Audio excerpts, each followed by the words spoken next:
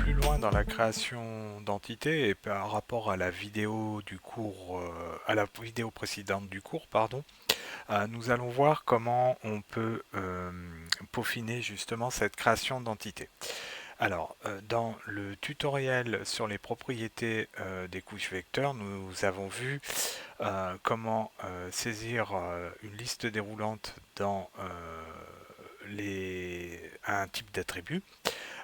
Donc, si je retourne dans propriétés de ma couche vecteur, si je vais dans formulaire d'attributs et que je retourne sur cépage, on remarque effectivement on a bien mis comme valeur possible gamay et chardonnay en ce qui concerne les cépages.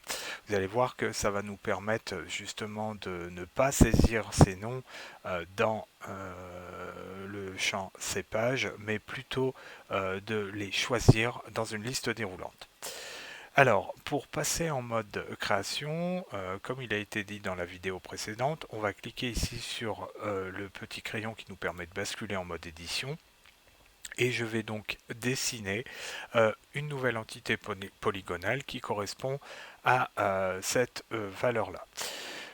Je vais donc choisir ce bouton-là et vous remarquez que dès que j'essaye de dessiner mon entité, vous remarquez que la création de ma nouvelle entité essaye de s'accrocher sur la précédente.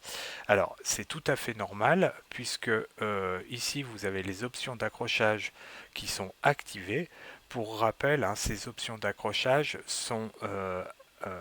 peuvent être affichées en allant sur couche, vue, barre d'outils et ici accrochage.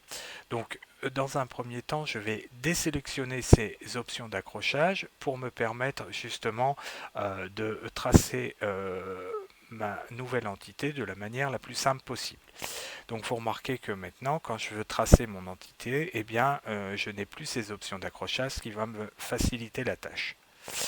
Donc je vais dessiner ma parcelle.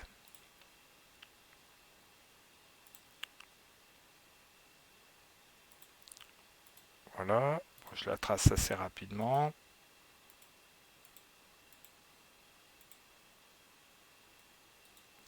Et quand je suis au bout, je vais pouvoir lui donner un nom. Alors je vais l'appeler par exemple agroforesterie.